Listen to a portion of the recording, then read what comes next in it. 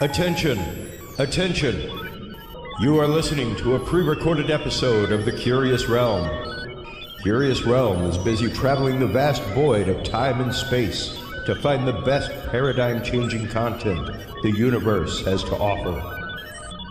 Enjoy the following transmission, and remember, stay curious.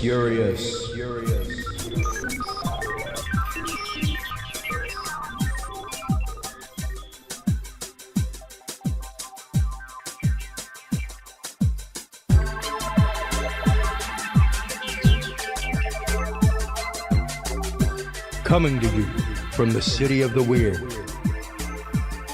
Exploring topics from the esoteric and unexplored to dimensions unknown. Shining a light of truth on the darkest corners of our reality.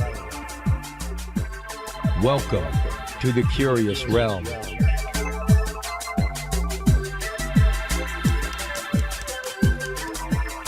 Hello, everybody, and welcome to this very special pre-recorded episode of The Curious Realm. I am out on the road right now with clients, but as always, we are bringing you new content, new episodes.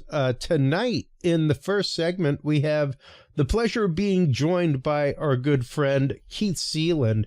He is the author of the Humaniverse Guide.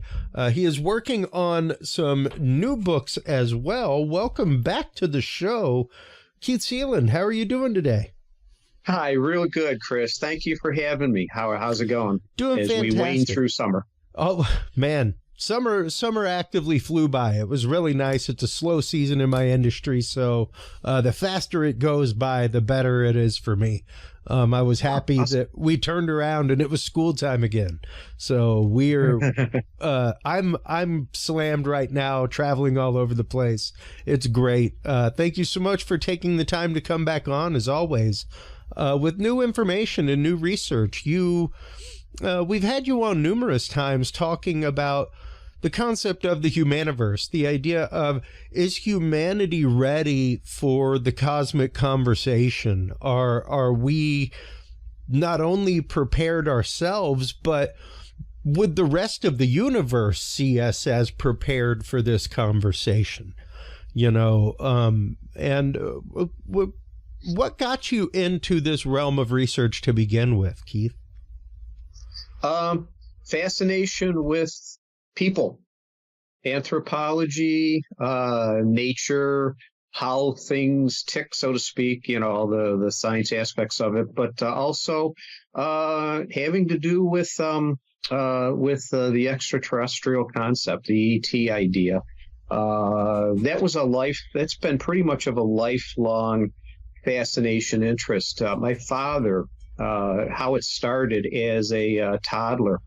My father flew in World War II. He flew a B-17, and he was fortunate to have a handful of sorties, incidences with what were then known as the Foo Fighters. Oh, wow. So his crew, then the Allies thought it was Nazi technology and vice versa, and there was never any progress or insight created on any of those dimensions. So, but they all knew, the intuition was always there.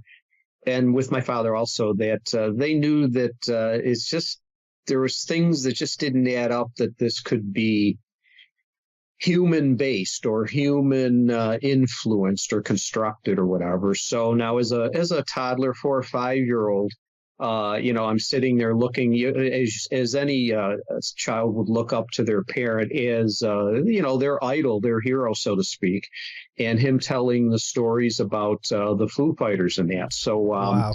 That sparked a lifelong interest of myself. As time went on, going through education and then getting jobs and, the workaday life that we all have to put up with. That was kind of those ideas, the grandiose ET concept and future was kind of put on a back shelf, day-to-day roles and life and everything. But I always kept up in new studies, new interests. And as time went on, the whole body of evidence and the nature and the controversial nature of the progress and the proliferation of this, it all just kept building and building and building and building in society.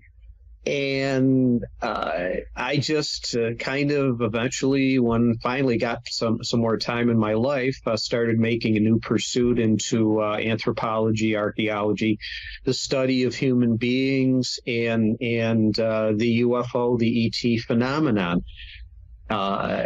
Hopefully to try and give or offer some insights, some knowledge, however much that I can, to society. We have to, in preparing for our future, we kind of have to also deal with the present. And I think that's where I want to circle back, touch on your point, that your question, are we ready for future and whatnot? Yeah. And the more I get into this, and the more I'm kind of suspecting that we may not be, as a species, totally ready for future life with other intelligences. It's still, how will I put this? There's a concept called anthropocentrism. Human beings are the top of the food chain, figuratively, literally in some cases too. And it still is very, very difficult for many in our society to, it's a Copernican concept, where we're being, the earth was the center of the universe in recent ancient times. And then that got eroded, and now our psyche is being attacked to the point where it's being suggested that as a species, as biology, as life, intelligent life, we may not be the center of much of anything anymore anyways. So it's it's all damaging to our psyche, and maybe that plays into why there's the denial aspect of still big segments of our society, sure, that are not willing to even examine or acknowledge a lot of the evidence that's been built up throughout the millennia in terms of human beings and their experiences and whatever physical evidence has been left from other intelligences, not from planet Earth. So it's a conundrum for sure. Hopefully, I am in the middle of a manuscript right now, which will hopefully offer some insight. I think that maybe a best way for us to bring us up to speed into the present is to take a deep dive into our past. Now, we know that certain analogs, such as in the ET subject and disclosure and government secrecy and whatnot, we kind of know it's like, again, not learning from our past, from each episode of the government will throw a bone and then disclosure doesn't happen. Well, this just happened a couple of years ago is another iteration of the whole thing. So we know that human beings are not going to, we know that governments are not going to disclose. They'll go down kicking and screaming and the whole bit. We can't reasonably expect or predict that ET will just come down and introduce themselves the day the Earth stood still, kind of a experience, things like that. So in offering the possibility for us to obtain enough knowledge about preparing us for a present and a future with ET, what best analog do we have as an archive of knowledge but to look back on our ancestors? And see and learn what makes human beings tick. And in a very, very extremely pragmatic and practical sense, in a biological and the thrust of my writing is going to be it's going to be psychology, archaeology. We're throwing in a lot of the social and natural sciences. It's a multidisciplinary effort, and that's where I've always advocated that in preparing a plan for ET's acceptance into our global consciousness. It has to be a multidisciplinary effort. It can't be just the government. But you and me, we already know that the government's been probably has plans of action for this forever.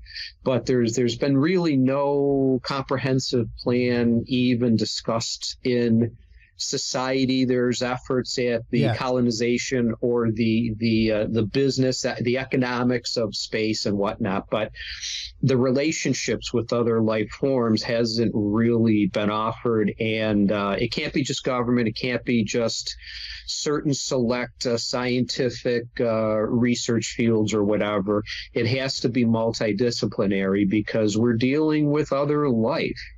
And it's other intelligent life. And I'm sure they have other aspects to their life. We have our science, empirical thought and knowledge. We have philosophy. We have a theology. We have an artistic bent, and these things are all hardwired into our brain, into our evolution. So contributions from all of these, and from business, from economics, natural resources and things like that. It has to be all of a multidisciplinary effort. So I've long advocated for that, but that's just one aspect of tying together a whole program of learning who we are, who we came from, how we are now, and maybe then paving a road for the ET. And I'll also bring into the non-intelligent life forms in terms of what our future is going to be, because there's been no announcement on that either. I mean, as far as we know, other amoebas don't exist. As much as I kind of hate saying it, Keith, what we need is a direction of the dialogue, The idea of how do we as humanity represent humanity to another species, you know? How do we represent each other collectively when we can't even get along collectively to figure out what kind of pizza to order for everybody at the UN? You know, Yes. Like quite literally, that's the issue before us. And how do we, and I think that's kind of a big starting point of conversation there, Keith, is the idea that anthropomorphization, the idea that we tend to anthropomorphize things that we are studying. We tend to anthropomorphize things when we think about them philosophically. We tend to put them in a humanistic point of view. The prime example is I was in a conversation thread a few months ago, and granted, it was about Sasquatch. All right. But people started going off about how this Sasquatch had attacked some people and the evil things that this Sasquatch did. And I'm like, whoa, wait a minute. Whose evil are we judging a Sasquatch by now? The only analog? What we know as evil is something that is a moral imperative to us. We don't necessarily know that it's a moral imperative to a Sasquatch. We don't necessarily know that invasively taking somebody from their bedroom without their permission isn't an average everyday thing in the world of an alien civilization that's kidnapping people. To us, it's a violation. Is it to them morally? We don't know. You know, so we have to be willing to admit that, and we have to be willing to say, like, we've got to be ready for that hard part of the conversation.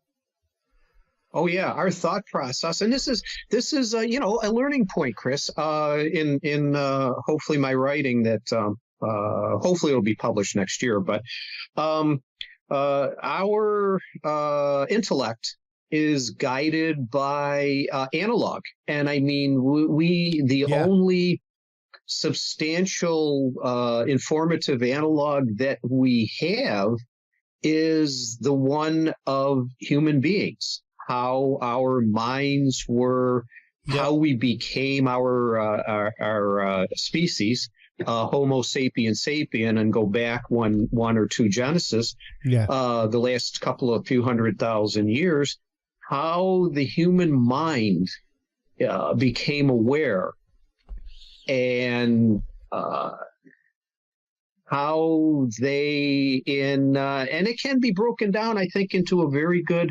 This is another very beneficial aspect of the scientific methodology, where you've got a step-by-step procedure of observation, then questions pop up, and then more pop up, more observations. You develop a hypothesis, you can study and analyze it. And in the emergence of the human mind, the human being, and this can be shown to be hardwired into our brains, in that when you take the human brain on a very general, I won't get into to all the medical 6-syllable concepts and things like that, but our brain is structured. We have a core instinctive part of our brain that's connected to our basic neurology, that was naturally selected and evolved over millions of years. But that's our core instinctive brain center that's present in all animal life. I mean, the instincts for, finding food, water, which is, again, amongst our most basic instincts. Reproduction is the other one. And the animal lives and species that have proliferated and have evolved and have continued to exist, haven't gone extinct. They were selected for those evolutions and achievements and whatnot. So any animal that has an instinct will have this basic brain core. What is setting human beings apart is the evolutionary processes, to where we grew physiological lobes or additional brain centers that allowed, our executive center, our limbic system, our behavioral, emotional centers, and whatnot, and our artistic brain centers also. That was all evolved into us to where we became special, and maybe that's where all the anthropomorphism actually came from, and we can compare ourselves with all the other animal species and whatnot. So it's looking back on that knowledge and how humans became aware of observing their environment, then starting to formulate questions, and then more observations, trial and error. And that's how all of our evolution came, how we discovered fire, how to make fire. We saw it in nature, and we eventually learned how to create it. Hunting, we needed food and water. That's the basic part of the Abraham Maslow needs hierarchy. Oxygen, water, and food. So the oxygen, well, thanks to our trees and our plants, that supplied us. The food and water, we had to learn how to sustenance for us to be able to survive. So those became instinctive, hardwired. I use the word cognitivity a lot. Those are cemented into our basic brain core center. And then as we evolved, we were able to develop new processes, new ways of looking at nature, and then the emergence of, and this is a very important one too, to go through, and this is just a recent phenomenon, how humans looked at nature pre-Neolithic. You're talking upper and middle Paleolithic, and this is evidenced by the symbolic representations, the forms and platforms of communication that human beings developed, whether it's from cave art or pottery or building architecture or body art, amongst the various forms of expression and communication. Humans back in Paleolithic times still observed nature as imposing, whereas to the point with the early representations, the early cave art and relics that they left, animals were kind of like a teeter-totter, like a seesaw. The animals, there was a period of animism where animals were divinely acknowledged and thought of by human beings as deities of a sort. But animals held power and control in nature. As humans developed, we became aware, more and more aware. Our brains physically grew and were able to develop new intelligences and whatnot, a historical intelligence, a specific technology intelligence, and those things. But all through those times, nature was still imposing enough for us to where our early symbolic, our symbolism, our art represented the animal as a power and control compartment, so to speak. Human beings were subservient still to animals. We hunted them in small groups or whatever, but it took many iterations of technology advancements and then the learning of metallurgies and obtaining better natural resources. So it was only until the Neolithic, the beginning Proto-Neolithic, to where this balance of nature's power and control mechanism started to change. All through human history, attitude and behaviors as we have today, where our attitude for something is formed from observations that we made, bring in the scientific methodology. Attitude cues are stimulated in our brains to where do we develop, process them using our brain's memories as further evidence or an analysis. Yeah.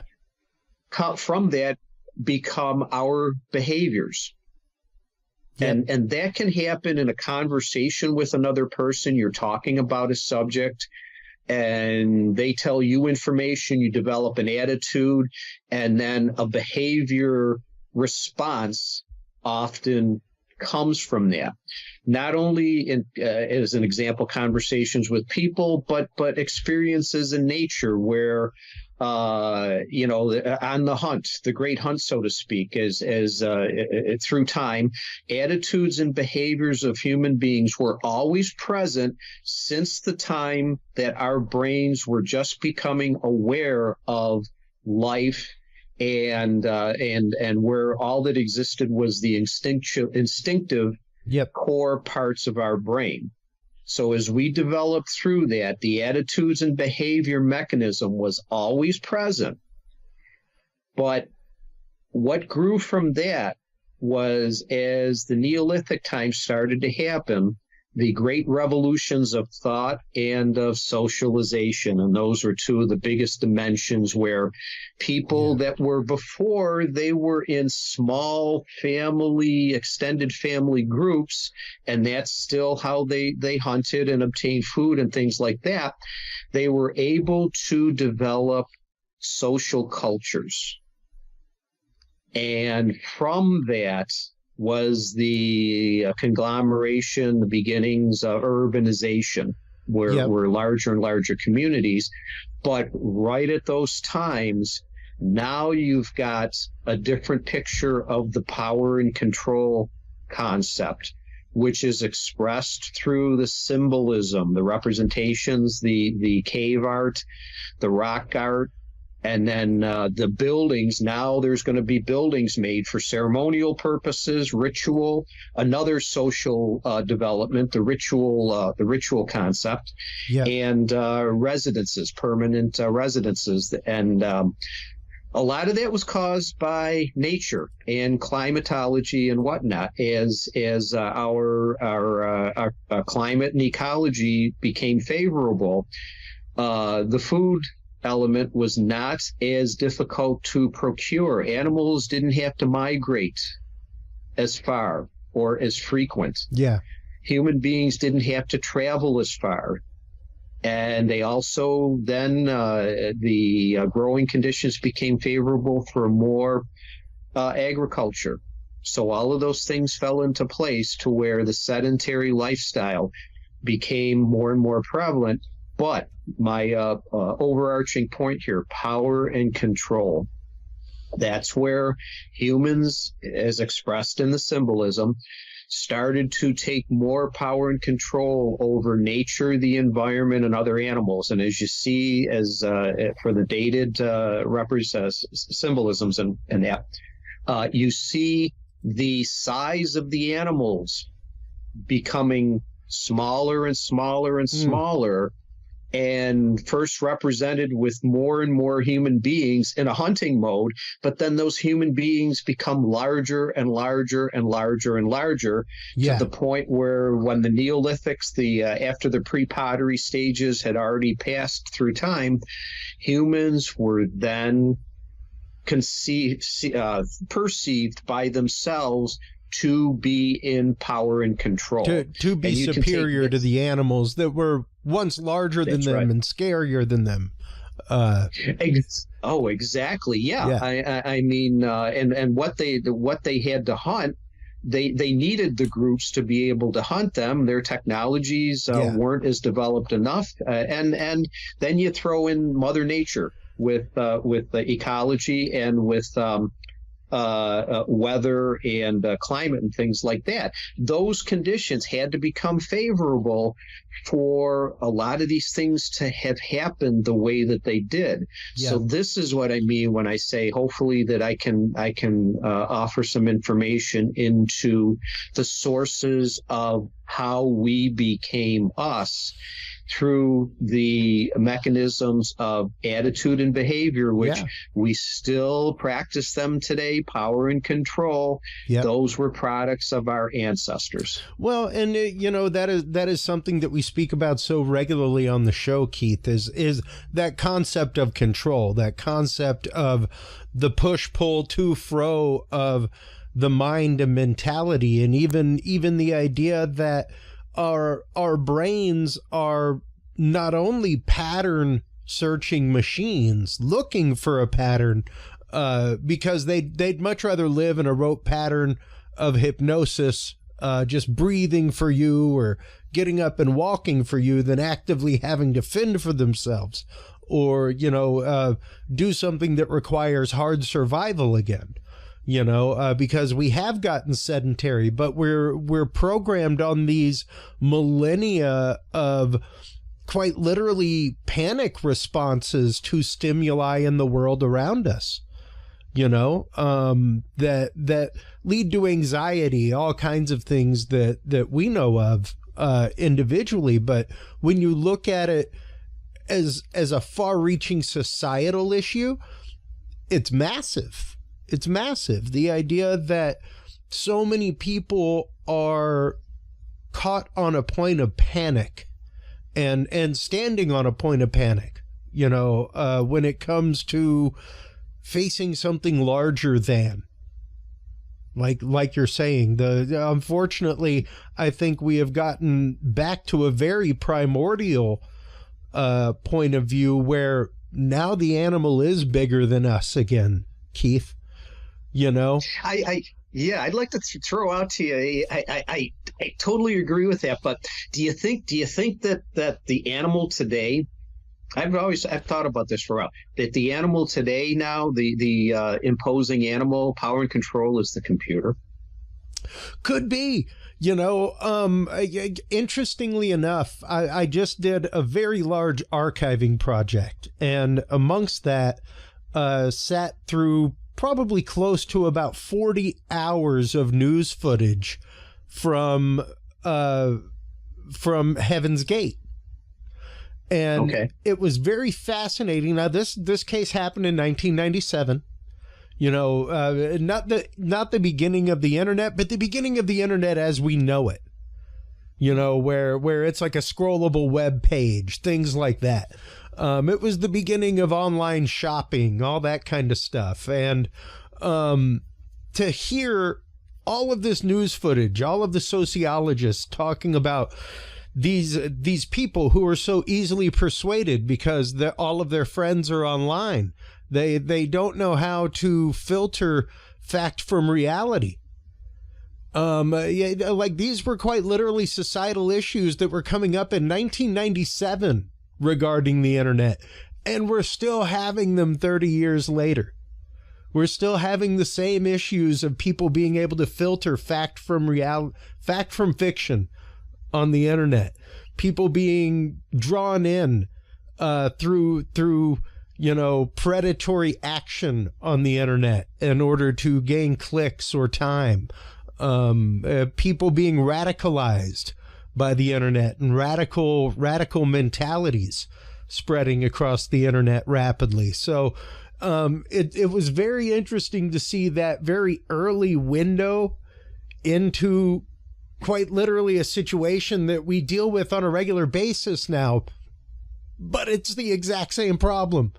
And there has been zero progress on the issue. 30 years later. Yeah. Zero progress as far as being able to disseminate, the average person being able to disseminate fact from fiction on the internet. Oh, I would even offer that it's actually gotten worse in 30 years. This is maybe another example of a ritual culture our ancestors in the early Neolithic, it was a new phenomenon to them.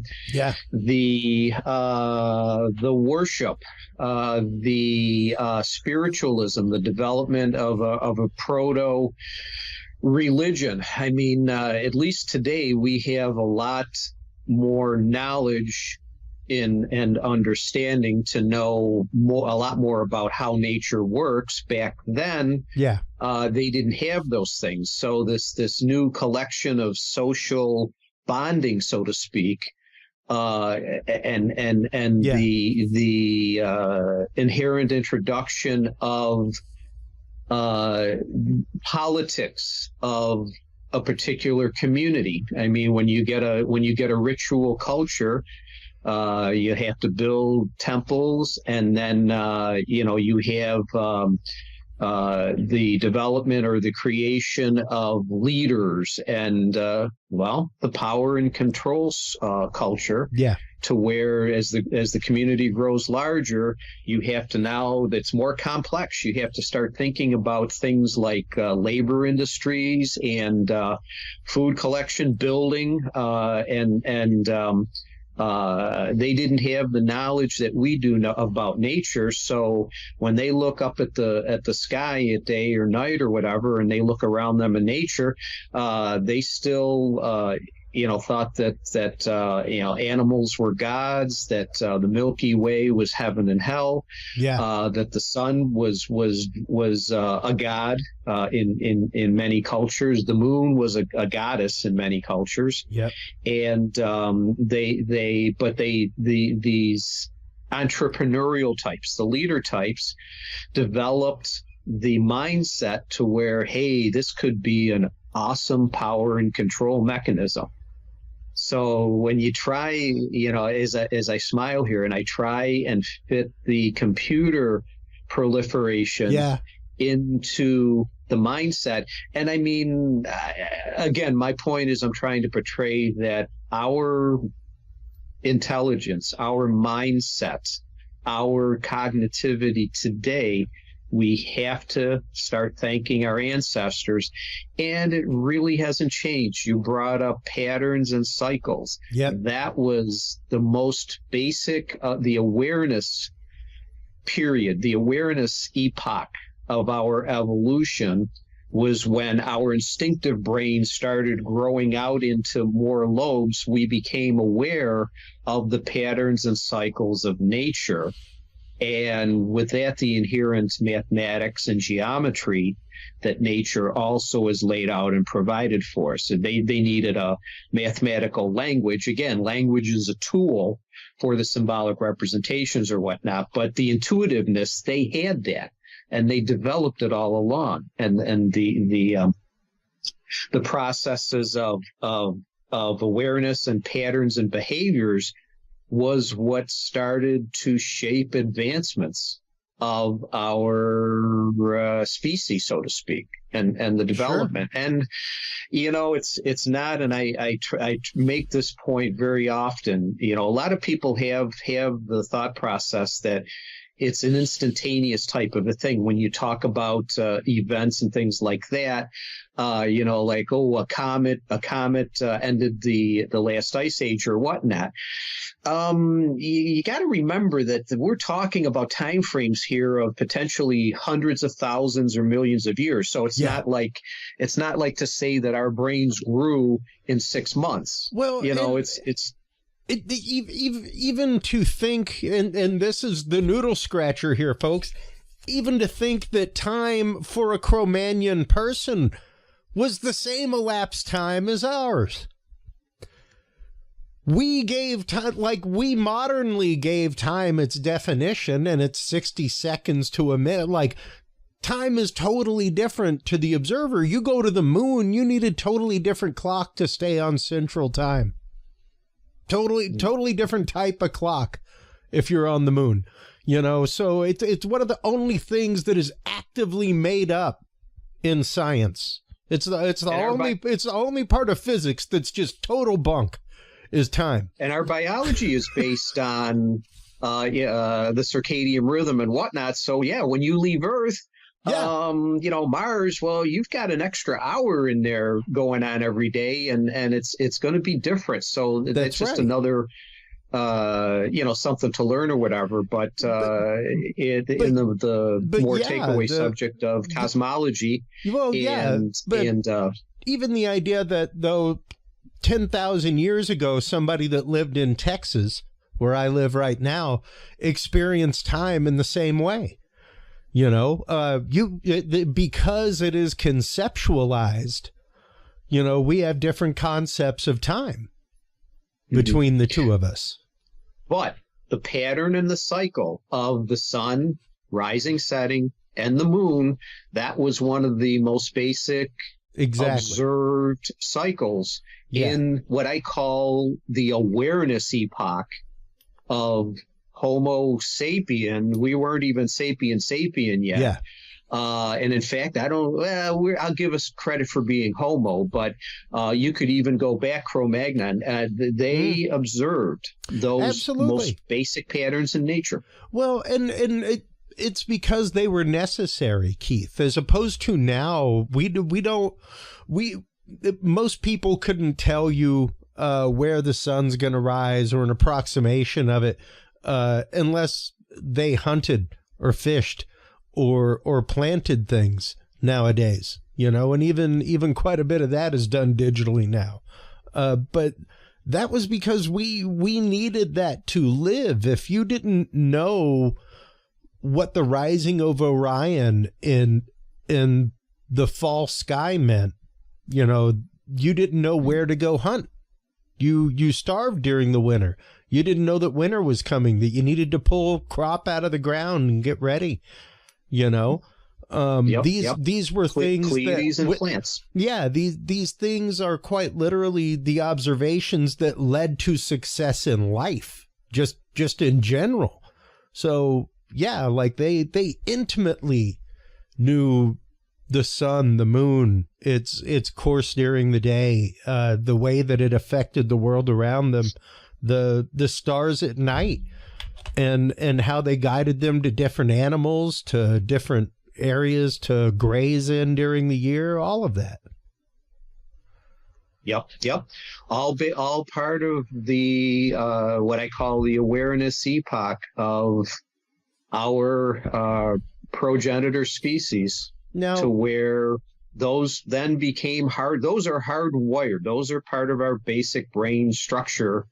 And as time went on, more and more things that we learned eventually became instinctive, to where our brain just kept growing to where it is now. And, in a physical sense, if you project that out 100,000 years or whatever, does our brain keep growing? And then do we end up looking like E.T. with the expanded head and whatnot? Yeah. So, I mean, you can take that out. Well, and that with 20 minutes left here, Keith, that kind of brings us to a question, of course, of that preparedness for communication. Is it the fact that because we are no longer in sync with these things, because we're no longer in sync with literally the planet that we live on, the world around us, our place in the world around us, it seems to me like that would be key to the conversation.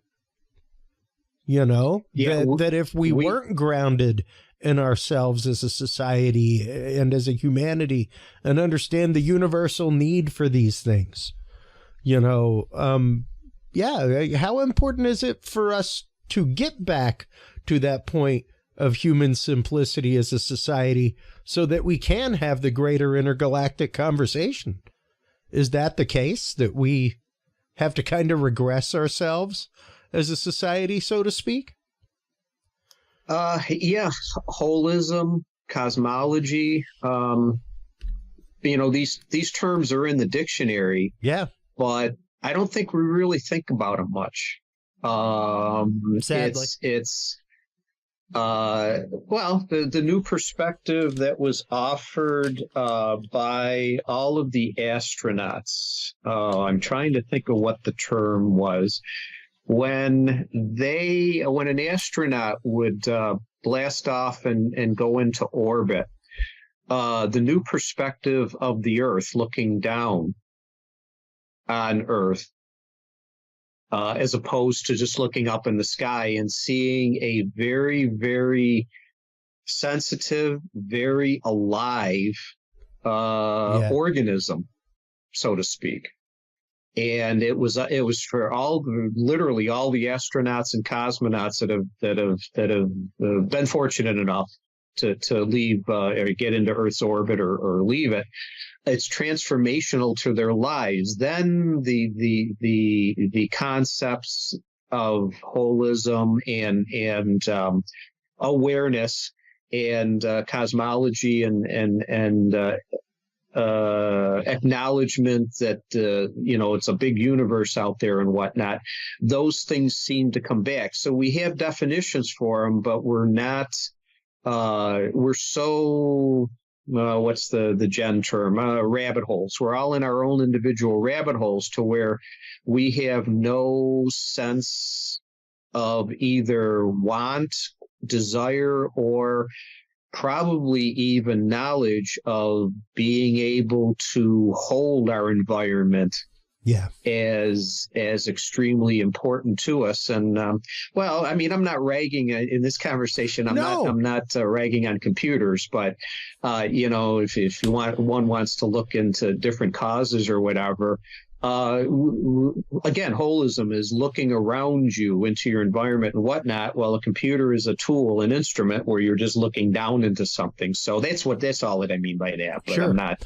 Well, I won't take that any farther. Well, no, it's the fact of what is the tool being used for?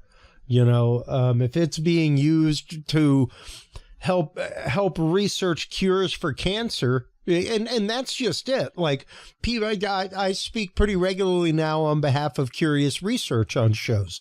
And I remind people, don't forget, the internet was not originally made for cat videos. And not even for shows like this, Keith. It was made for research. It was made so that MIT could talk in real time to Caltech, so that those scientists could talk and share data in real time for science, for the growth of humanity. It wasn't made for entertainment. It's what it became, but that's not what it was made for. That wasn't the vision of the internet. The vision of the internet was free, open sharing of research for the growth of humanity. And look at where it's come to. So it can be an amazing tool when used properly, and that's just it. Like, it's an amazing resource when used properly and responsibly. Yep. Absolutely. A hammer's a great tool. Don't go just swinging it around in a crowd. There's no good going to come of that. Yep. Yeah, good analogy. I like that. That's absolutely the computer can. Yeah. It opens up so many avenues. Absolutely. But we just have to direct it. That's just it, and even right now, the conversation of humanity, Keith, the idea that, and I'm with you. I don't think as a humanity, despite the fact that we have an intergalactic representative at the UN, folks, just so you are aware, there is an intergalactic representative at the UN, ready to greet something if it lands a la Gort style, Gary Hasseltine. But as a humanity, we have no universal representation. We have no universal. I don't even think. Motive of being or mode of being, we are so on so many parts of the world antithesis to each other, and what we believe and what we stand for. It's fascinating, Keith. So I guess the question is, how do we handle this? Because it's happening. It's not gonna happen. So how do we handle it when it does happen?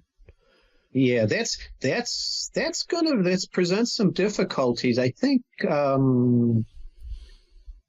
Well, at least in the U.S., I've seen in the last generation the polarization of the political process has accelerated by example. Maybe has that happened in other parts of the world, but what I mean by that is that when we talk about a conjoining or an advancement of the human thought to where we can then now become and live our lives more holistically, more with a recognition of cosmology and not trying to physically destroy our planet, deforestation and the economic aspects of that.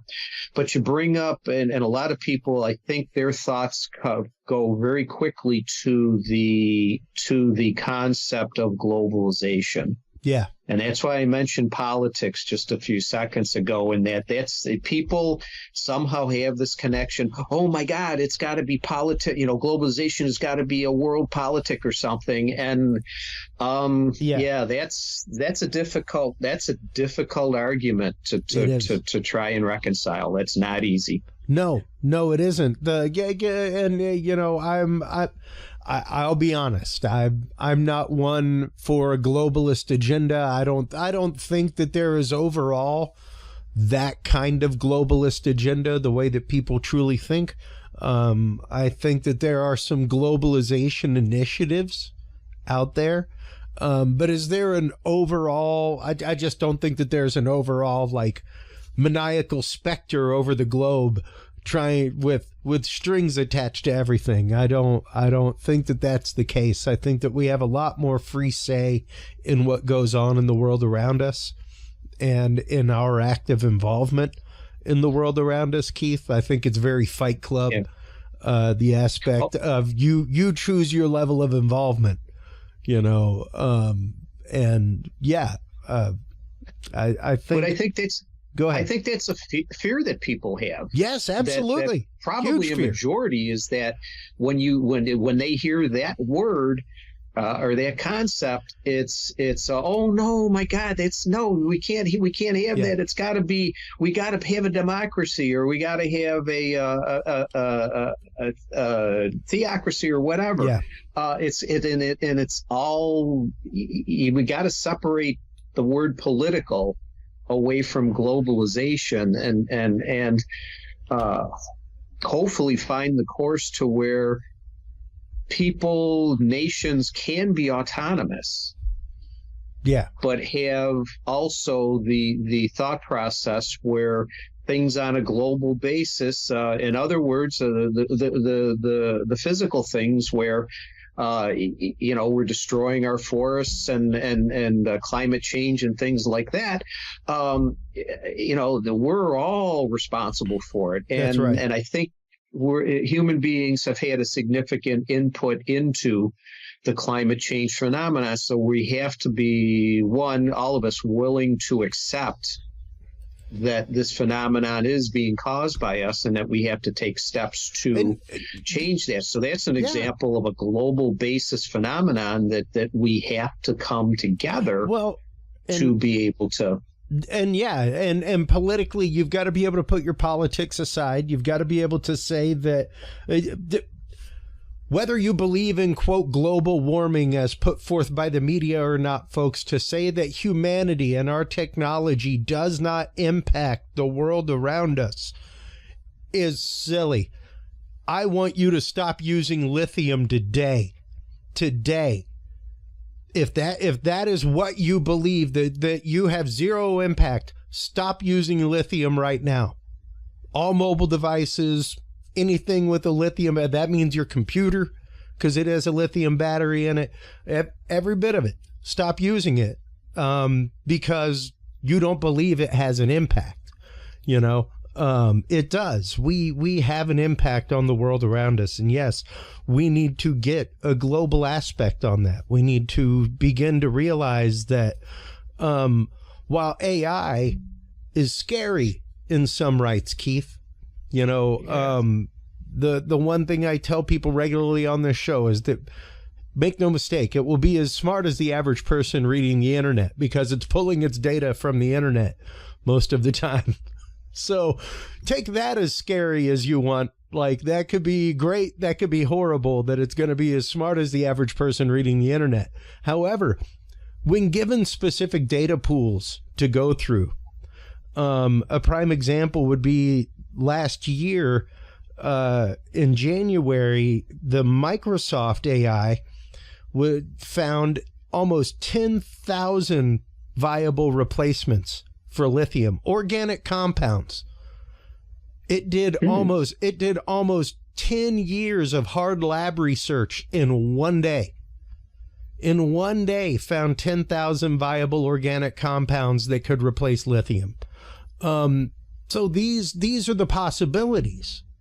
Like, you could say AI is horrible, but at the same time, AI can find things on a rate faster than we could. So the fact that we could get lithium out of the marketplace and stop strip mining the earth for this horribly toxic chemical to run our devices, that's pretty awesome. That's a 10-year leap head start on that technology. You know? Yep.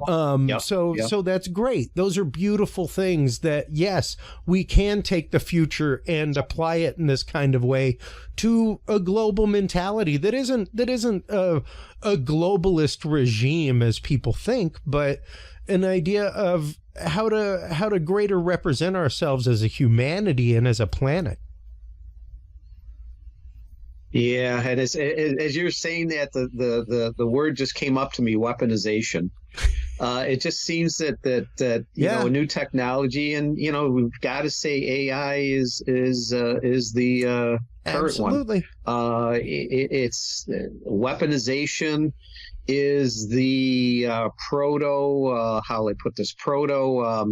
It's the pioneer, so to speak. When the technology is weaponized and then goes through a process and then gets rolled out into the general public, and then you can branch off into more beneficial. But it's that I don't know if it's part of the human instinctual psyche, but weaponization It's so funny. One of the videos that we play regularly whenever we have Mike Turber from 5x5 News on is a video quite literally from Lockheed Skunk Works, branded with the Skunk Works logo and everything. And it's this young scientist talking about this nuclear reactor behind him that's about the size of the room that I'm sitting in, you know? And he's like, we can 2-3 generation this every year. Like, by the time we're done with this, I'm going to need a new job. And now there is actively the patent out there from Lockheed Martin for a nuclear reactor that fits inside of an F-16. Wow. So you're talking about something the size of a V8 engine that is a nuclear reactor. And it's now portable. They made it the size of a room, and within 3-4 years, like, generationed that down that many times. So that's the world of technology that we're living in. That, yes, you know, we're looking right now at fusion being a real possibility. You know, and free power for all. If the powers that be will let that happen. So that's the question, is once again the weaponization of things, because that's what they said in the Lockheed Martin video is, well, of course, you know, it's going to be used for all these things for battlefield purposes first, and then it'll be coming to your home, like, it'll be available, you know. But it's like, of course it's going into our weapons platforms to begin with. Let's test it out. Sounds like another iteration of attitude, behavior, power, and control. And that's just it. It's the fact of we as a humanity have to be willing to work together, Keith, and not have that paradigm of control, not have that paradigm of want to be right necessarily. And it's hard. I cannot wait to read your new work whenever it comes out. You are furiously working on that right now. you have some appearances coming up in October. Let us know about those real quick before we let you go. Okay.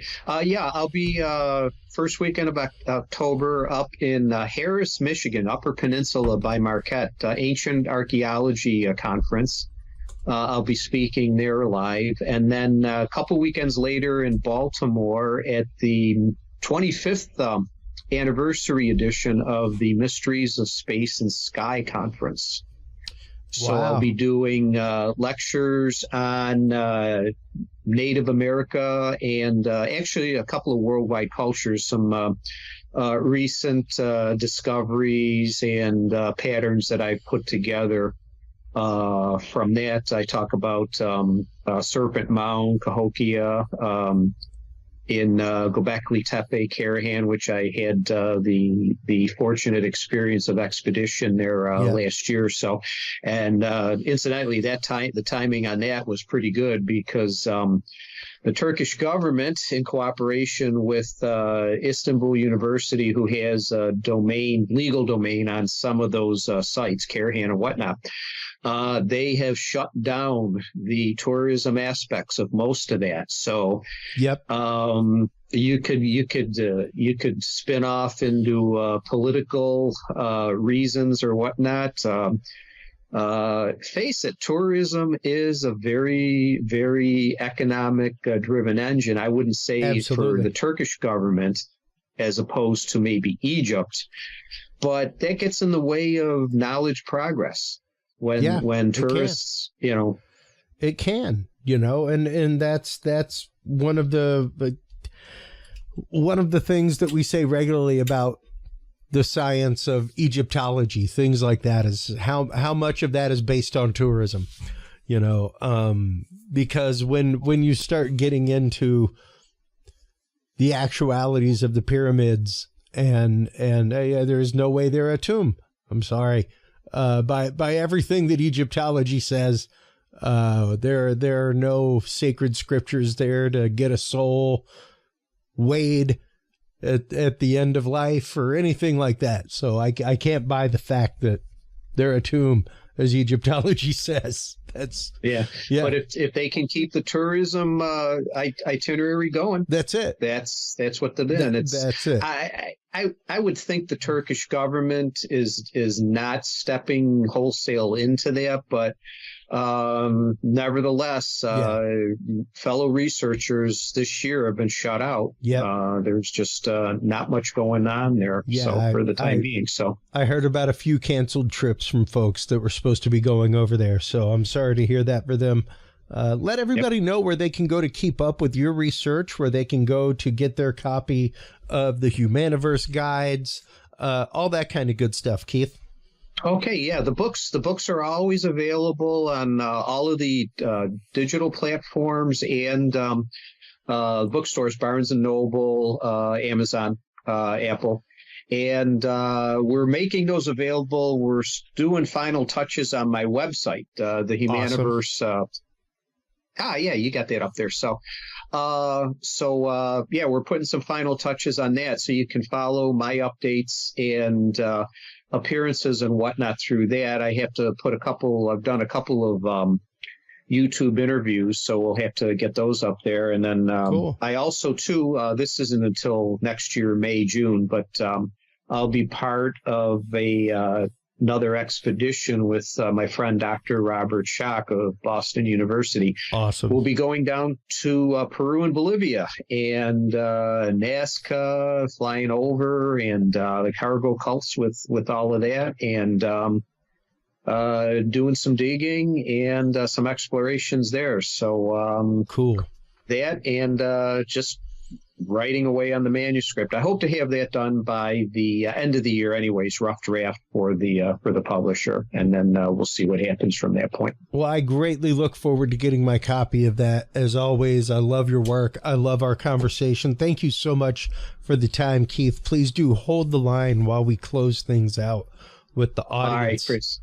While you are online checking out everything from Keith Seland and the Humaniverse, make sure to stop on by Curious Realm. CuriousRealm.com is where you can like, follow, subscribe, and share. That is where you can follow all of not only our channels on YouTube, but all of our guest channels are there on our videos page. When we come back from this commercial break, everybody, we will be joined by Dr. Angela Thompson Smith to talk about the world of remote viewing, what that is, and how you can practice it yourself. We'll be getting into that right after this.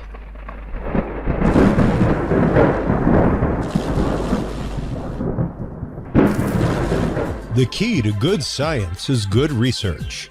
At the heart of good research is a good data set. With the field observation and encounter log from Curious Research, you can easily keep track of your investigative information all in one place, making it easier to review cases and readily see comparisons and contrasts between them. Whether out in the woods squatching, in a back room gathering EVPs, or using high-tech gear to track UFO, UAP activity, this easy-to-carry, pocket-sized scientific data log is the perfect companion for any field researcher.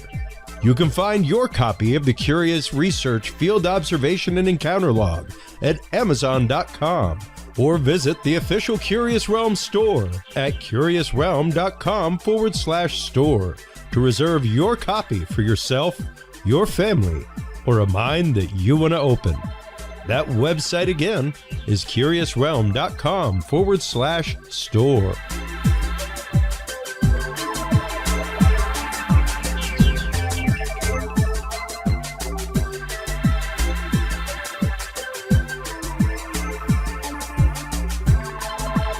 Well, hello, everybody, and thank you for hanging on through that quick break. Thank you so much also to our sponsors, especially True Hemp Science. They are my source for CBD many years ago when I first got diagnosed with travel anxiety, things like that. My doctor was like, maybe you should try some CBD. And that began my search. And I found Christopher Lynch from True Hemp Science. His product is absolutely amazing. Awesome terpene profiles, fantastic products. Stop on by and check them out. Curious7 is the code that you want to use at truehempscience.com to save 7% off your entire cart of $50 or more and get two free edibles on your way out the door as well. Our guest in this segment is the amazing Dr. Angela Thompson Smith. She is the founder of MindWise Consulting, and she is also the author of the book Tactical Remote Viewing. We have had her on the show before. We've spoken to her numerous times at the International Remote Viewing Conferences.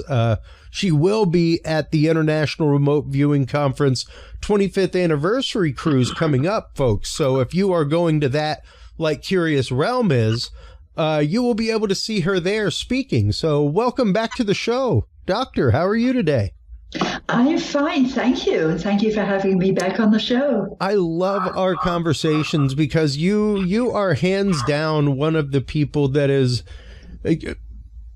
highly respected in the field of remote viewing. There are quite a few names out there, but when it comes to practicing remote viewing, you and MindWise Consulting are tops of the list. And your many years of work, Angela, how did you come to the world of remote viewing to begin with? Because you actively had some paranormal experiences when you were younger, things like that. How did you come to separate that from remote viewing? Well, I was always an intuitive child. My mother would always put it down to a great imagination, even when I gave her information that was proved to be right, as parents do. And I had out-of-body experiences from a very young child where I would just go off and float around the neighborhood and go visit people, like my grandmother in her home. Nobody saw me, but I saw lots of stuff that I was able to confirm. So, and when I told my mother about it, she said, well, everybody dreams. I said, but Mom, I'm still awake. And she said, oh, it's just your imagination. In England, things are a lot more tolerated, the paranormal stuff. And it wasn't until I came to the States and I found the paper that had been written in 1972 by Puthoff and Targ, the first scientific documentation of their remote viewing studies. And I read it and it was like, wow, this is really interesting. It's kind of what I do, but I've always done mine, sort of when I've been very relaxed on my own rather than with a scientific team. And I wrote to the Pear Lab because I also had some papers from the Pear Lab, Princeton Engineering Anomalies Research Lab that's closed down now. And they said, oh, when you're this way, come and visit us. So it happened that I was working in medical research and in New Jersey, and when I'd come over to live in the States, and I thought I was invited down and invited to be a volunteer at Pear, and that's when I heard about remote viewing in a very practical sense. And specifically remote viewing, once you saw it, like you said, it was something that you had experienced previously, but for you it was out of body experience. How do you akin the two now? Do you still see them as a variance on each other? Does one depend on the other for you, Angela? The orthodox remote viewing teachers disclaim OBE, out-of-body experience, sure, as being remote viewing. But when you look back at Puthoff and Targ's original paper, what they wrote was that what we used to call OBE, traveling clairvoyance, intuition, etc., we are now calling remote viewing. And that was coined by Ingo Swann and Hal Puthoff as a term that doesn't have any baggage with it, basically, because they wanted a scientific term. They were doing scientific research. Pear referred to it as remote perception rather than remote viewing. Okay. And I can see how that would be very much akin to relabeling UFO to UAP, so that science would be willing to finally look at a situation. And that is interestingly enough, when it comes to paranormal research, when it comes to parapsychical research specifically, the data for remote viewing is there. It is pretty hands down. And I've had my own experiences with remote viewing. I've only had a few, I would say, good sessions. But out of the 8 or 9 sessions that I've done, I've had 3 sessions that were like a lot of hit. Yeah. This couple in India that I was training this past weekend, they started off very cautiously, of course, because they were total beginners. But over, the practice with the protocols, they were hitting their targets. One was a farm in Afghanistan where they were using desalinated water to grow crops, and she actually got the farm and the all of that location described beautifully, including water, which I asked her to taste, and she said it tastes salty. So it's amazing, the protocols. It's not just CRV, the controlled remote viewing, which is we also call the military method, because they did a lot of work with it. But there's ERV, which is more the extended remote viewing, which is kind of like OBE, but more controlled. And of course, all the other variations that have arisen since the originals were developed. And when you are working, because you do work with a lot of beginners in this field, you have classes that you quite literally craft to the person. It's pretty fascinating. How do you begin with an utter beginner, Angela, who let's say has never really had a propensity for clairvoyance, never really had premonition of anything that they can recall in their life, no true moments of synchronicity that they can account for?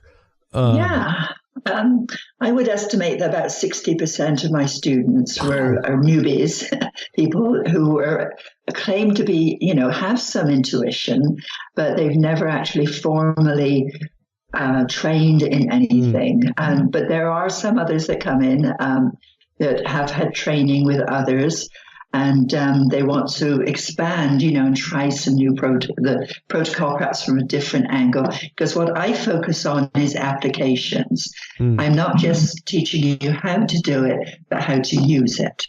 So on the third day of class, we actually spend all day tackling a real life target, such as the moon rover, or one of the moon rovers. I would choose one and task that. And they're blind tasked, which means they don't have any upfront information to begin with. But as they go through the day during sessions, they gradually acquire more and more information and work as a team. Because I have up to 3 or 4 students in a class. They work as a team on Sunday, actually working a case. And that's very satisfying.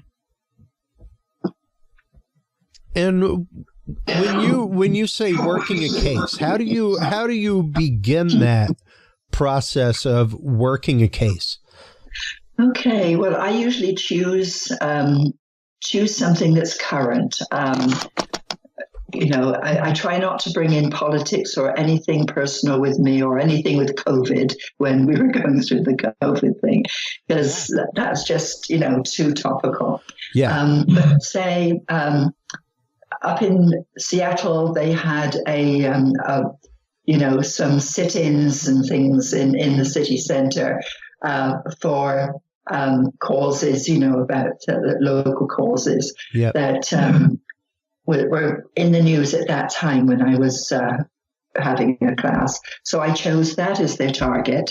And I pick a coordinate or a case number, random numbers, and random letters that only applies to that target.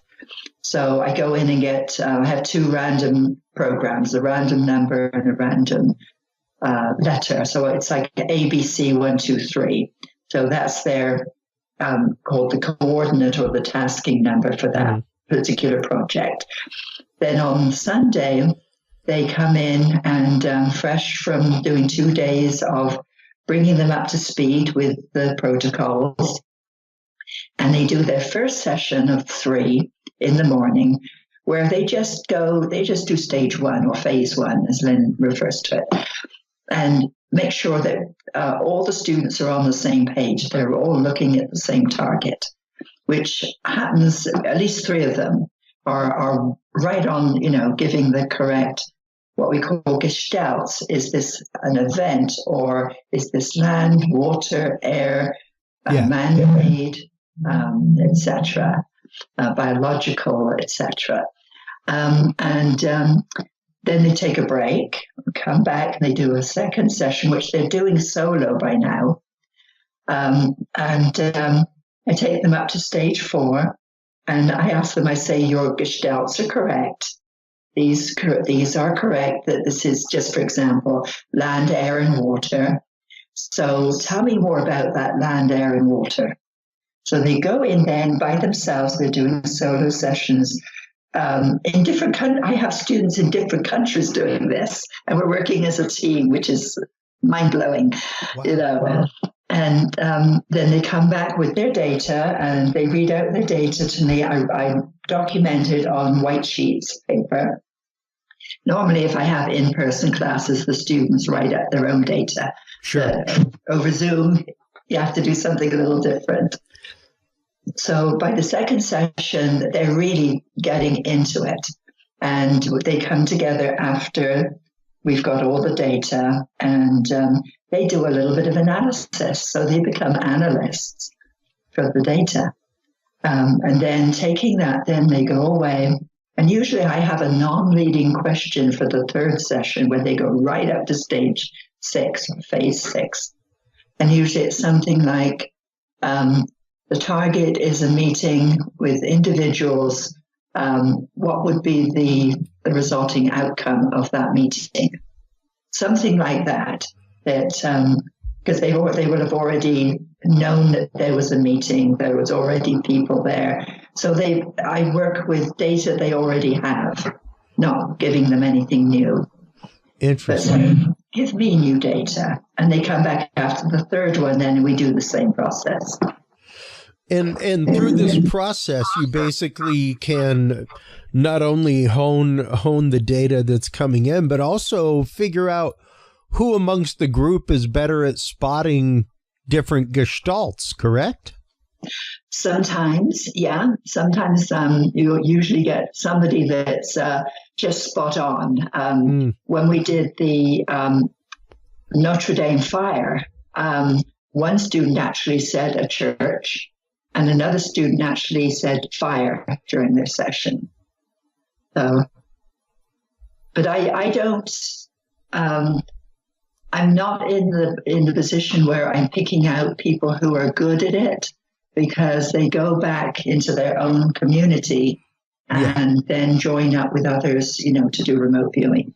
But if they're really good, then sometimes I'll ask them if they want to be part of the Nevada remote viewing group. And this is a group of volunteers that I call on when we have urgent cases to work. And you work with all kinds of groups, not just civil groups and private engineering groups, but police, all kinds of people, Angela. Absolutely. I've done everything super nuts. There's, in fact, we were just working a case, a very sad case. I can't tell you too many details, but in a foreign country, there was a 5-year-old abducted by child traffickers. So we were trying I and 2 of my best male viewers, we're trying, there's good female viewers too, let me add, to try and track down the location and the perpetrators. And we were able to get a lot of very usable information, but we had to back out because the situation was getting too dangerous for the people who were there on the ground. And speaking of dangers, are there any dangers on behalf of the remote viewer? Because of course, whenever we've had Lynn Buchanan on, he's always warned that everybody wants to be able to help find missing children or help solve murder cases, but you may not want this lurking around. Eventually, right, and we teach detoxing. So if how does that work? If they're working a case that might make them feel uncomfortable, and even after a case, sometimes some of the students complain of a headache or feeling anxious or their heart's beating. We teach how to let go of that data and recognize that the data is not you, that it's outside of yourself. And you are just an observer of the data. So there are certain techniques to let go of that. It's called detoxing of that data. And as an anxiety sufferer myself, I can definitely say there have been times whenever I've been in session doing remote viewing where, yes, I feel very worked up and have to step away, have to move away from it. And it's hard to come back to it. because of the way that energy can hit you and impact you. And it's interesting because I wouldn't even say, Angela, that I'm doing any kind of, I guess, necessarily active remote viewing.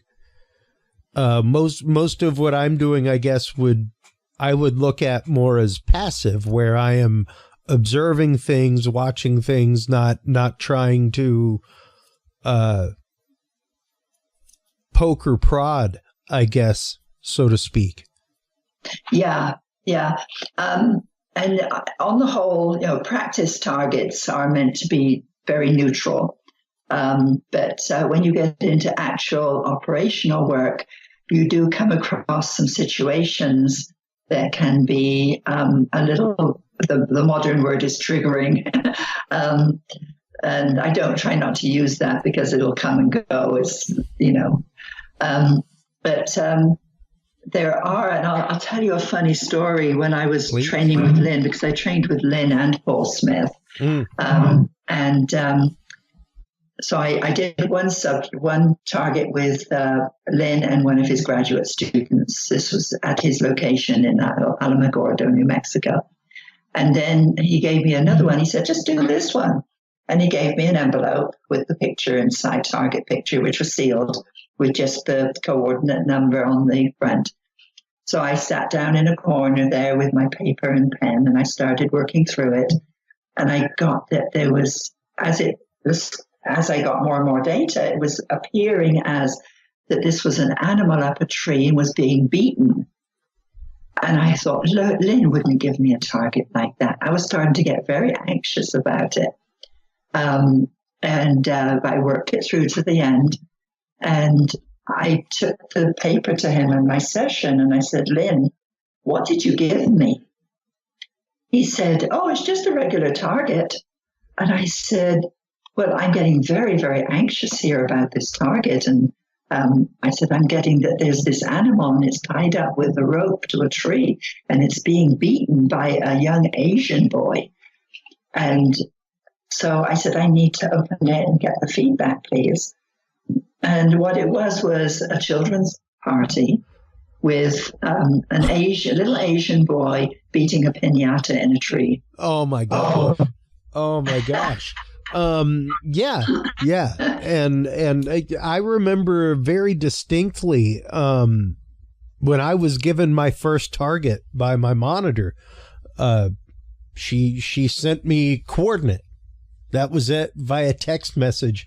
And I immediately saw white truss. What we use in my industry to fly lights to ceilings, things like that. What you would see in like a communications tower, you know. And that of course became something that we wrote down, everything else. And sure enough, one of my first targets was involving white truss. It was pretty phenomenal how it just kind of came to me. How frequent is it that, what is the difference for you, I guess, of frequency between having to work for result or result just happening and manifesting, Angela? Usually during my sessions, I have no idea what I'm getting. I try not to analyze the data as I'm getting it, just acquire the data and write it down and sketch and write and without analyzing, because we're trying to keep mental noise, that logical brain that wants to solve everything, out of the picture by writing and saying all the data occupying that venue there. So most of the time I have no idea. And I write up the session, and very often I'm surprised at what I get. Sometimes I do. Sometimes I get a real strong, particularly if I'm doing it with a monitor. Maybe I'm picking it up a little bit from them, but I like to work with everybody blind, with not knowing the target. So sometimes I'll kind of intuit what the target is from the data I'm getting, but I try not to analyze as I'm working, saying, oh, it must be this or it must be that, because that's where you get what we call off signal line. Yeah. You got getting into imagination. Yeah. It can be, like you said, you definitely don't want to corrupt the data as it's coming through with your preconceived notion of something. Right. It's a real interesting kind of dissociative process that you have to go through to kind of stream of conscious let that stuff come through. Right. Listen to the subconscious. Yeah. It's pretty interesting, and it can be a hard place to get to. How do you help beginning students get past that barrier of kind of letting the monkey mind run free? Yeah, I give them an opportunity at the beginning of each session, each practice session, to either do a little meditation or listen maybe to hemisync tones from Monroe Institute, or say a prayer that makes them feel calm, but anything to get into that right brain state.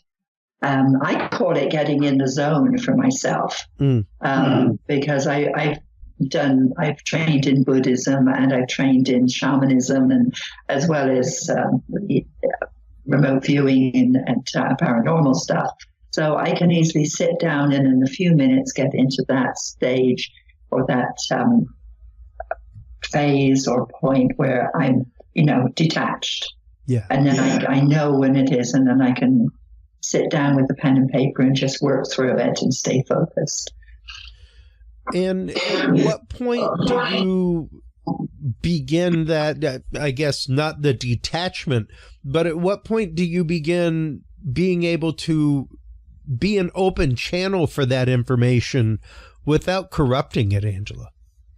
Just don't judge. I can recognize when I'm getting into what we call AOL drive, which is AOL is where your left brain starts to interpret the data, but it doesn't have sufficient information because you're getting little bits of information at a time. And it suddenly gives you a picture, and you go, oh, and you have to put that off to the side of your paper. CRV is called analytical overlay, or AOL. So you have to put that down and say, that's not data, that's not my data, and get back into your session. So there are ways of dealing with noise, mental noise that comes through where you do start going off at a tangent, trying to make sense of the data. And how does this process differentiate from, let's say, the process of beginning an out-of-body experience, or how does it differentiate from lucid dreaming? There are similarities, but they're not the same. That's how I try and phrase it, because OBE is very much, there's a lot of bilocation involved, whereas bilocation is feeling that you're in two places at the same time, and being able to observe what's happening in two places at one time, where you are and then where your consciousness is. In remote viewing, that's sort of discouraged. Lynn will say it's okay to a point. Paul actively discourages it. And particularly if the students are sitting there with their eyes closed for any length of time, it's like, come back, stay with the process. That's what I say. They're basically the same goals, to acquire information, but through a different process. Interesting. And, once again, the idea that kind of like what Lynn says, anybody can be taught to remote view. It's a martial art. It's a mental martial art. And the idea that you do not have to be a clairvoyant person in order to practice controlled remote viewing, specifically controlled remote viewing, the military CRV style. Yeah, the more formal training. Yeah. Which is what I've been studying. I think it's a great launching off point, where you get to understand a lot of the basic underpinnings that are used with various other versions of remote viewing. Right. Yeah, and it's a very interesting process because it takes you through stages that give you increasing amounts and levels of knowledge about the target that you then say and write. You say your data so that your monitor or even your own subconscious knows that it's got the data, and then writing it down. And that whole process just brings up that all that data from the subconscious, so you can record it and hit the target. And how do you begin to, I guess, record hits, misses, things like that, Angela? How do you? Because everybody's method is kind of, I guess, different. Len has a very specific method with how things are recorded in his CRV method. But how do you go about recording hits, misses, things like that for your work? There are a couple of evaluation methods. Of course, Len's, which says how many corrects against how many uncorrects and the percentage. And he's done it very precisely and scientifically. So you can get a percentage. And then what Paul uses it and some of the others is the TARG scale. Russell Target developed a 7-point scale, which is readily available. I can share that with anybody who wants to contact me, because it's he's put it out there into the world. You can use a ranking system, to rank your data, rank your hits and misses. I really like the TARG scale. The very top one, the 7, is that you've named the target and you've given enough information that somebody could recognize that was that target, down to the 1, which is, you're just getting a bit of data, but nothing much to recognize the target. My students, I was evaluating my students on the TARG scale for some time. I don't now. I just let them do it. And they were averaging, the beginners were averaging about 5 on the TARG scale. The people who'd done training before were averaging about 6. And then about 5, overall. Now let's take our conversation kind of aside. It's not necessarily a sidestep, because I'd love to say that that remote viewing doesn't lie within the world of the quote paranormal, but it does. And to see, especially now, so many remote viewers working with paranormal investigation teams. I know of a few remote viewers that are working with cryptozoologists. Mm-hmm. Where do you fall when it comes to marrying the world of remote viewing with paranormal research, Angela? I go where the need is. If someone calls me up and says, "Hey, I'm parapsychologist and I'm working with Bigfoot. I'm working on studies of Bigfoot. Can I give you a project? Can I give you a target?" Sometimes I can work everything from double blind up to fully front loaded, because I look for new information, unknown information when I'm remote viewing. So it doesn't matter if I have a little bit of upfront information. And that's allowed in applications work. It's not in research or training, but in applications you can do that. So I will work with I have turned down some projects in the past, but I'm just curious about how remote viewing can be applied to all different types of projects. And have you had any paranormal projects that you have been tasked with? Anything you can talk about anyway? I'm just trying to think, like haunted buildings. I know a couple of times in the past I've been contacted and asked about a particular building or a structure, and asked about, what's going on here. And so I will also use a couple of esoteric tools when I do that, like the runes, the rune stones. Interesting. And I have an app. It's called Ghost Radar. It has a lexicon of words in it. And I'll give you an example of how I've used Ghost Radar. Please. I believe it was last Thanksgiving, I was contacted by a friend whose neighbor's adult son, hadn't come home for Thanksgiving, and they planned, for him to be there. They knew he went to a party the night before, but then silence. They had no idea where he was. So they asked me to do the session. So as I was doing a regular session, and then I ran the Ghost Radar for a bit, and it said water and dead as two of the words that came through from this lexicon of words that runs as the program runs.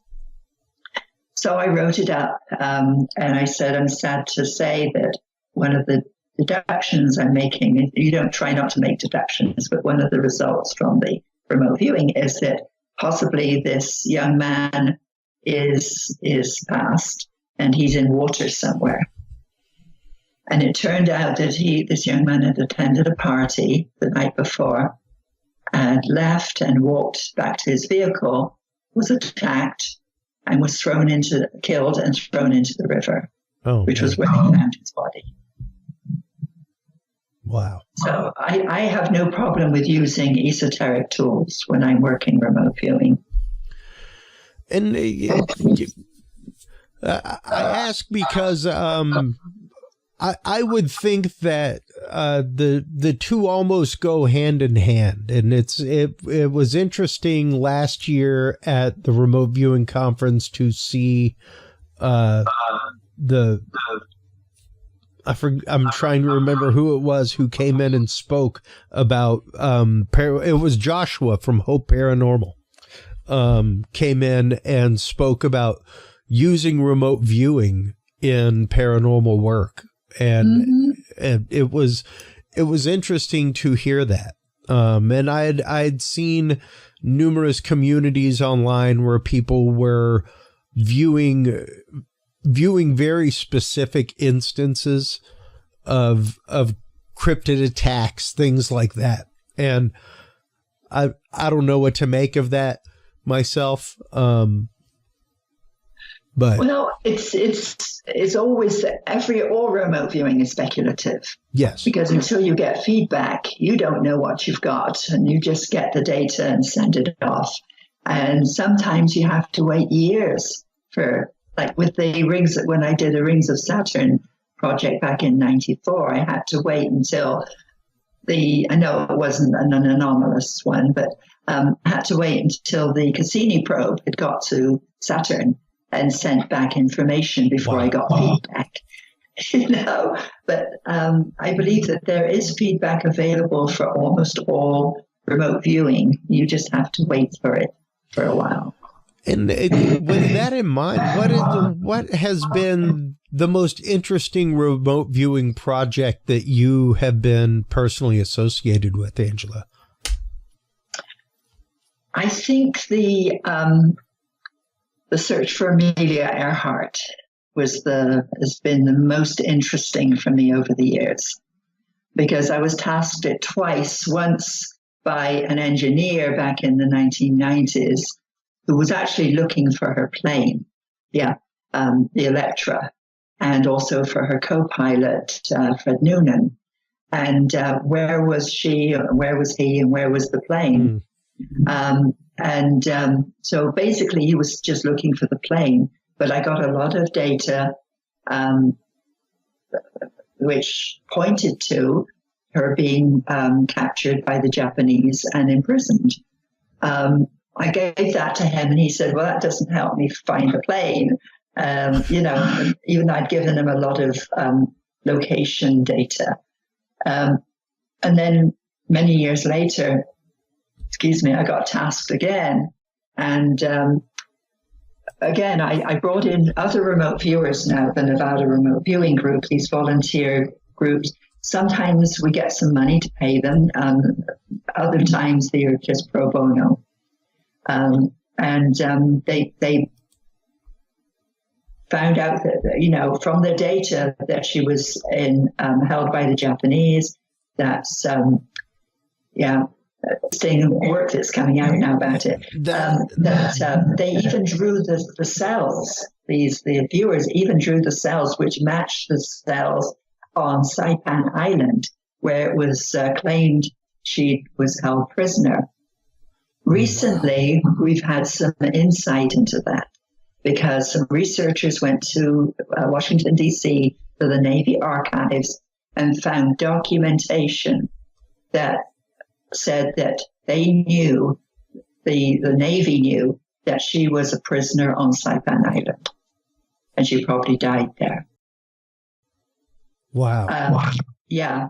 I asked one of my ex-Army colleagues or Navy colleagues, I wonder why they didn't go and get her. If they knew she was a prisoner, why didn't they go get her? He said, because if they had let it be known that they had got that data, they'd broken the code, the Japanese code. That's what they knew. But if they'd let it be known that they'd done that, then the Japanese would probably just change the code. Yeah. And so they couldn't say anything. So she was basically sacrificed. Oh, man. Wow. And once again, what an amazing trail of evidence to come across that started with remote viewing. Yeah. And we've shared it. Of course, there are all the naysayers who say, no, she landed on somewhere and or ditched her plane in the ocean. They're thinking now they found the plane about a mile down. But we don't know yet until they can get down there with ROVs and stuff. Well, and when it comes to evidence, when it comes to and capital E evidence, Doctor, because that's one of the things that we stand on with this show is the idea that evidence should never be taken lightly. It should never be anything outside of what could exonerate you in court, good, proper data. And I will say all day long that out of any parapsychological study, remote viewing probably has more of that data than anything else. I think so too. But on the other hand, remote viewing was never intended for that purpose. It was intended to supplement or provide additional data to what was already known, and maybe giving investigators the edge or some additional information to be able to solve the case. Well, and once again, there are numerous forms of remote viewing out there, CRV, ERV. When it comes to that, how do you recommend somebody find a course of study, Doctor? How do you recommend somebody begin that journey? Several ways. One, talk to people who've already done some training with different schools and find out what their experience has been. Also, do your homework. Go to websites. There's so much information out there. Because we've got training groups on Hawaii, there's training groups here in the States, training groups in Latin America now, training groups in England. So do your homework and find one that is compatible to the way you access information. It's always good to be challenged, of course, but I think if you can go somewhere where you're more comfortable with the training, then and you're confident, and also ask about the trainers, who trained the trainers.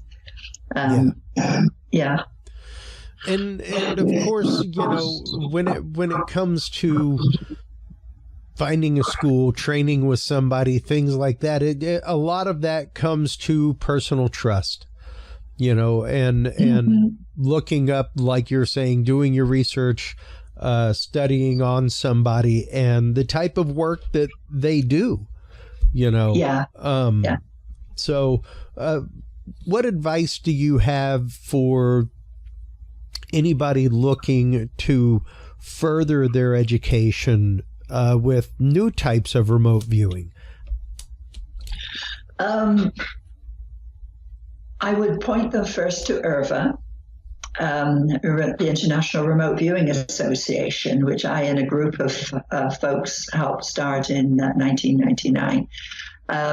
Their website, irva.org, has a wealth of information on remote viewing of all types.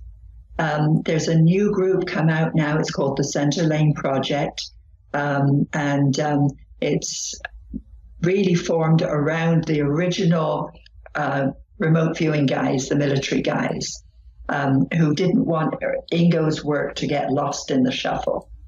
So it focuses mainly on CRV and Ingo and many of his. I'm doing a lot of book reviews for them of Ingo's books, and I didn't realize there were so many. So there are sources out there.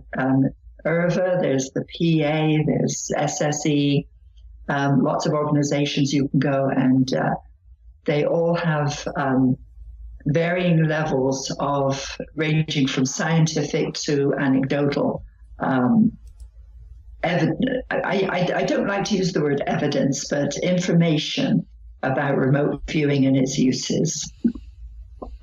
Yeah, because there are, once again, tons of applications, and I think that's what's growing more and more than anything else right now, Doctor, is the actual applications of remote viewing and the different industries that are beginning to apply remote viewing. How do you see things like AI taking part in remote viewing right now?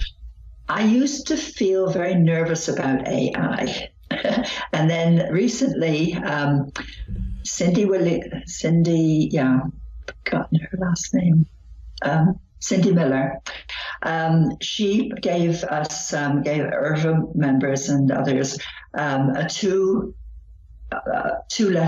classes in using AI with remote viewing. And they were very thorough, very detailed. And we tried a few in class, going in, like you could use it for generating targets, use it for scoring targets, using it for generating creativity and creative ideas for remote viewing. And I feel a lot more comfortable now. I haven't actually gone over to using it, but I'm more comfortable with using it now if I decide I want to use it to generate targets.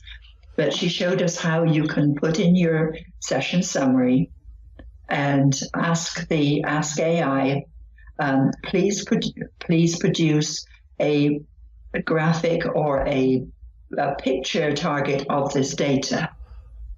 And you can refine it. You can say, limit it to these dates, limit it to this location, so you narrow your parameters down a little bit. And it will come up with this wonderful picture generated from your data. Interesting. That amazed me. Yeah.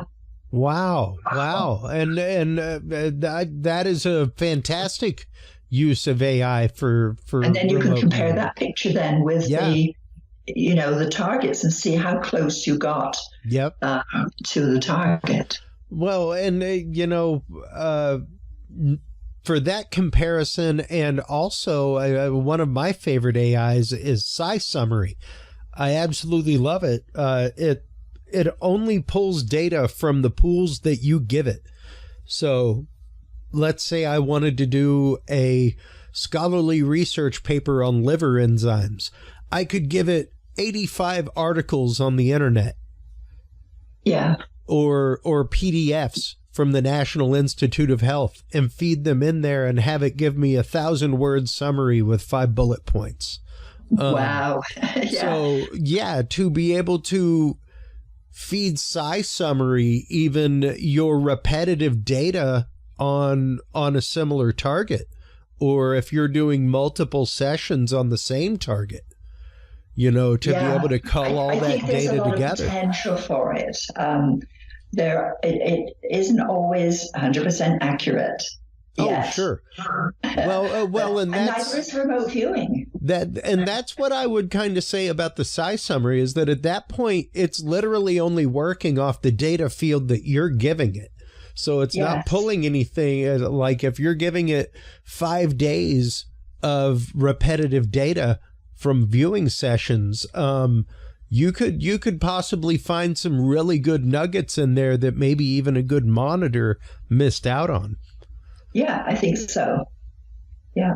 So, yeah, absolutely. I need to do a bit more work on it myself. It's something that as I pick up my remote viewing again, it's something I'm definitely going to be looking into, because it sounds like it would be entirely too useful to be able to go through and just feed it multiple days of viewing on the same target, So, see what you get. And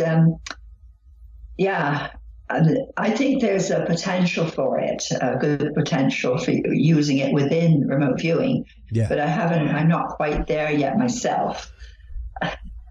Yeah, well, we will see. And we will also see what comes of the upcoming cruise.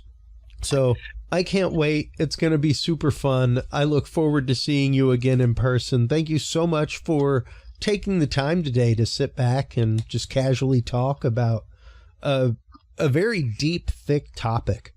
It's something that probably I would say it's probably the topic that I get uncasually asked about more than anything else. I get casually asked about UFO research and things like that all the time, but when it comes to a serious question from people, I think remote viewing is probably one of the most serious ones that I get, where people truly have a deep-seated curiosity about it when they ask about it. So thank you so much for taking the time to come on and help demystify this topic for our audience, Angela. Well, you're welcome. I always enjoy coming and chatting with you.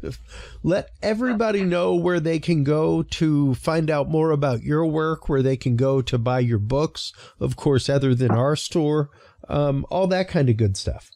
Yeah, they can go to mindwiseconsulting.com. That's my website. And there's a fair bit about what I do there, but I kind of limit it because I know people generally only look at one front page. I have two, so take a look at both of them. They can also contact me and with any questions or curiosity about remote viewing. Go to irva.org, and lots of information there, lots of videos of past talks in conferences. I'm going to be giving a talk on 25 years of memories of remote viewing of IRVA, with lots of pics, a lot of pictures. And you can also go to the Center Lane Project. That is a subscription website, but they do have some freebies there too. about Ingo's work and the beginnings of controlled remote viewing and book reviews, etc. Fantastic.